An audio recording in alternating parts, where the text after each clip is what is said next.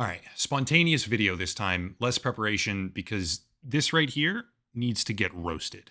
For anyone who doesn't know, a video came out somewhat recently from someone who claims to be a former employee of MrBeast, and that video contains about 53 minutes of content. Too long, didn't watch, that's totally fine, because I did my own summary breakdown, which I'll link down below in the description, with legal examples and a full description about the more meaningful claims, again, linked down below. But since all that happened, another member of the MrBeast team has come out with a statement, and that statement is absolute, irrefutable garbage that fails to address literally any of the important issues whatsoever in yet another example of how to irreversibly screw up your own public reputation, speedrun edition. Just to clarify, this is yet again not a video about Ava Chris Tyson. That's a whole separate problem. There's a lot of really intense issues coming out with regards to all that, and inappropriate behavior, and Discord servers, and private messages, and Jimmy's involved, and the list goes on. But for me, the concept of running illegal lotteries, falsifying game show results, and breaking the law is a lot more immediately interesting when it comes to the world's largest YouTuber, who is renowned across the planet for his incredible generosity, despite the fact that every single bit of it appears to be for personal gain, nothing more. Anyway, a video came out from a former employee who claimed essentially three separate things. First, the game show videos are manipulated, directly impacting the integrity of the competition. Second, physical products, namely Feastables chocolate bars, are more akin to lottery tickets than actual merchandise, directly targeting children, which is a pretty severe ethical quagmire. And third, during his t-shirt signing live stream events, the team is frequently offering illegal lotteries, which are either not paid out properly or otherwise violate a bevy of rules and regulations regarding sweepstakes law. In essence, the methods by which MrBeast has risen to fame and fortune is intrinsically predatory, as it leverages child psychology for maximum profit. Pretty intense allegations, if you ask me. Adding this in postscript, because I just noticed, there was 5 hours of one of these live streams where they were doing all this stuff that was still up on Facebook, and now, after all of the news of this broke, they went and took that down too. So they are running around trying to pull every single clip of footage of the stuff that they did, including this one on Facebook. Yeah, that probably says something, don't you think? Well, in my own video, I discussed a couple of those same examples, like rigging a competition between boys and girls by directly removing one of the more skilled players on the boys' team in order to skew the results blatantly on camera. But before going back to some of the more hard-hitting infractions here, I want to read and discuss a statement made by Chucky, who appears to be a high-level MrBeast team member who has taken it upon himself to debunk these allegations with one of the worst responses you can possibly imagine.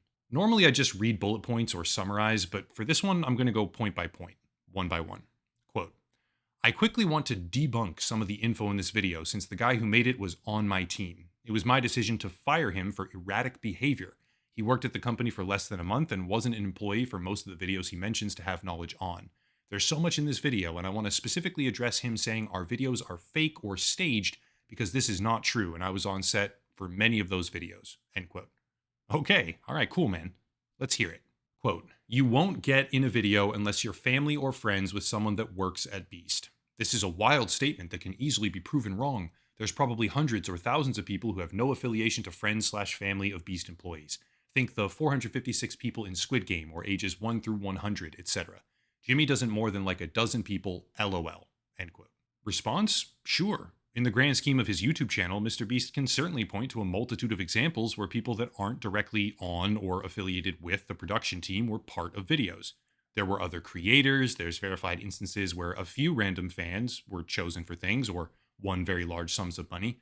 But here's an example of what that looks like. All right. 2 ups.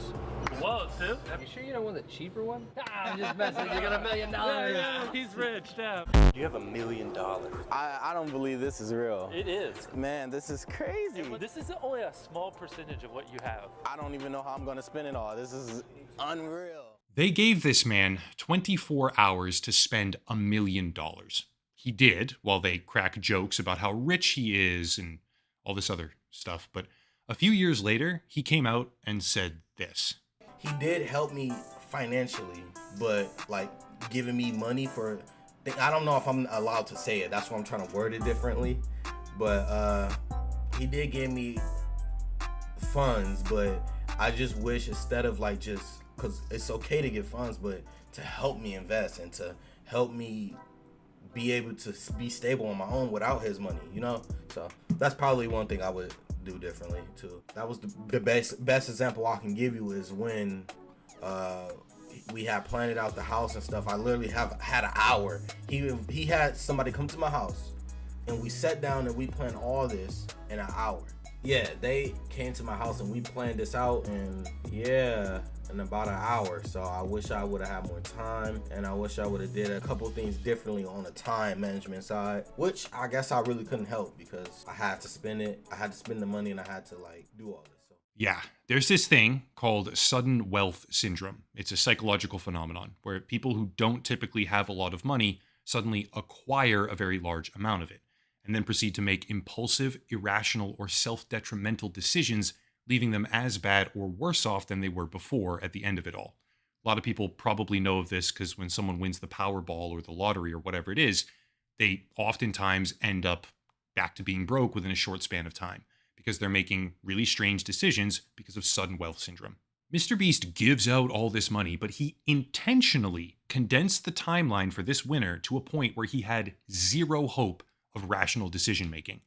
For the sake of pushing YouTube content, he completely destroyed any chance that this man had of having a truly responsible outcome, which would involve hiring a financial planner, setting up a retirement fund, investing in diversified assets, etc., all of which takes time. He intentionally disallowed that from happening.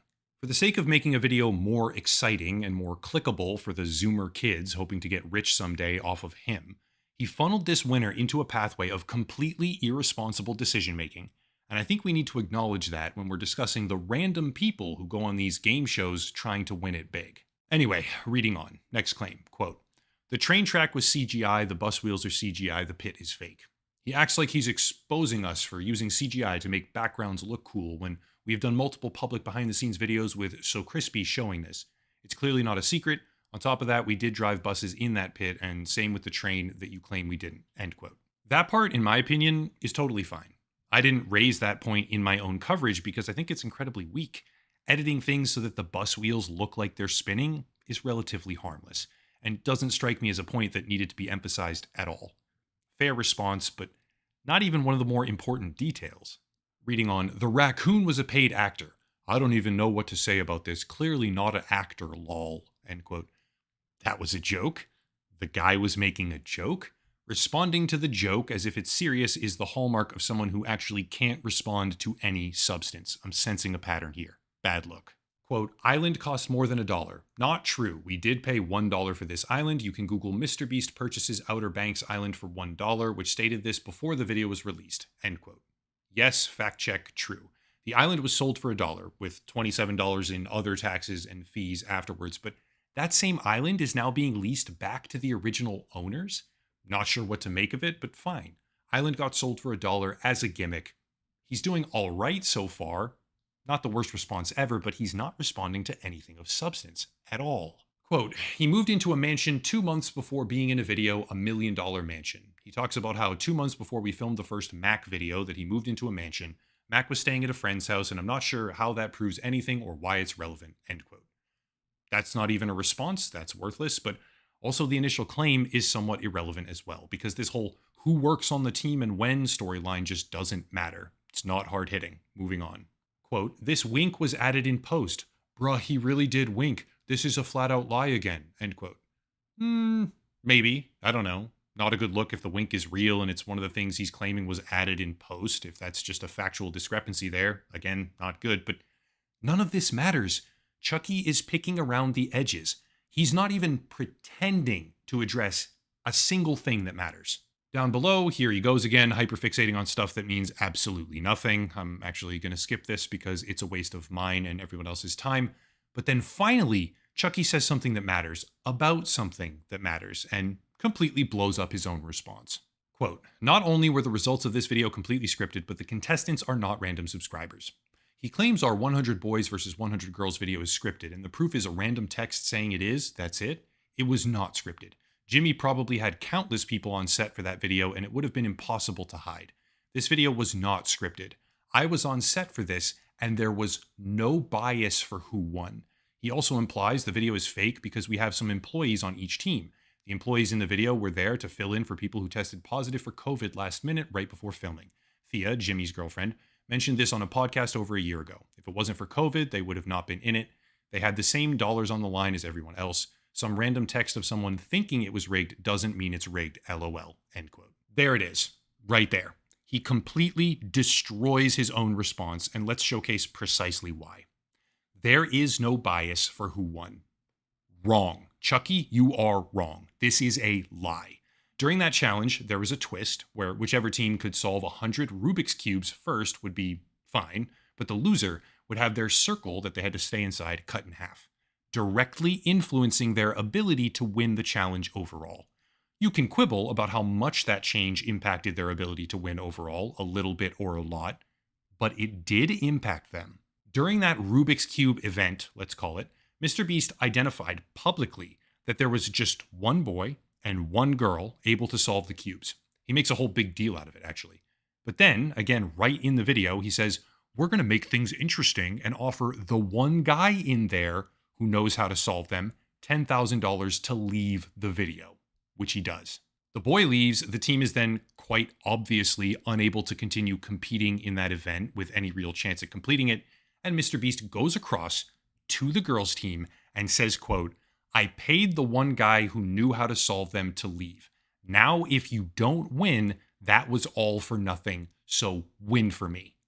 That's called bias, Chucky, you fucking moron.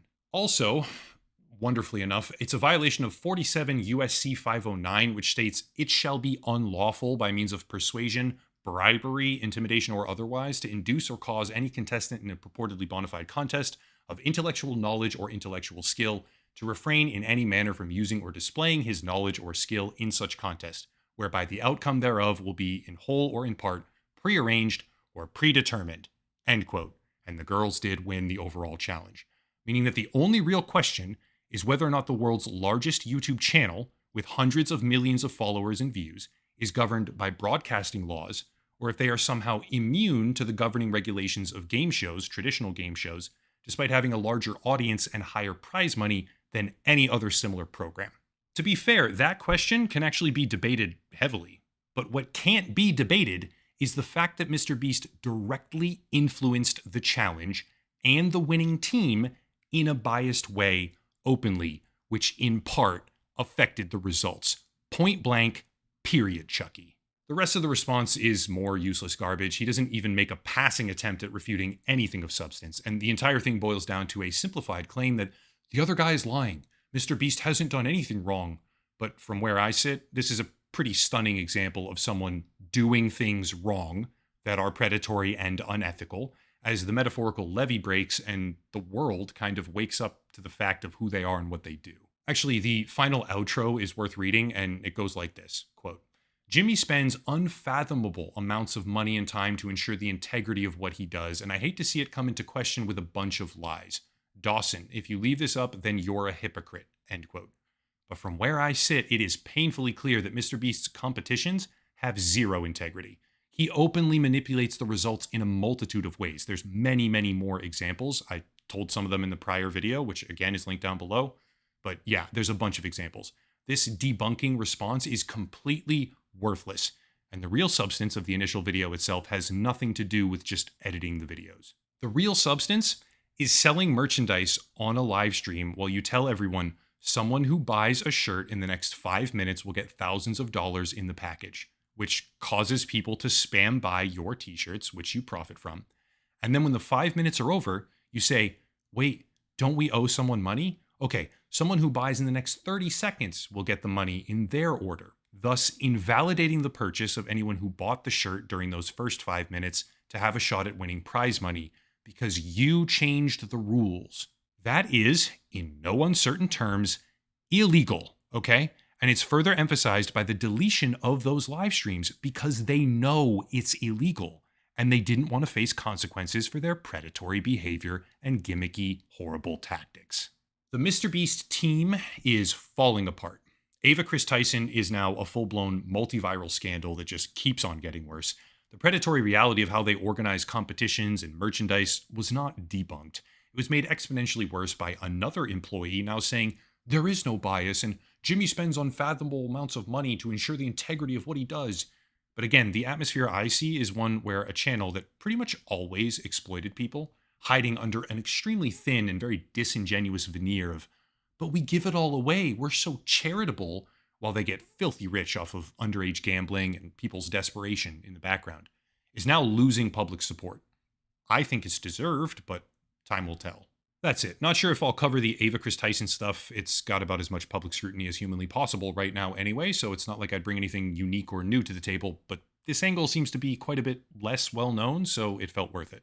If you want to support the channel, there's links down below, a special VPN deal, locals and Patreon, and more, but I'll cut it there and stop rambling. As always, thank you all for watching, question everything, and have a nice night.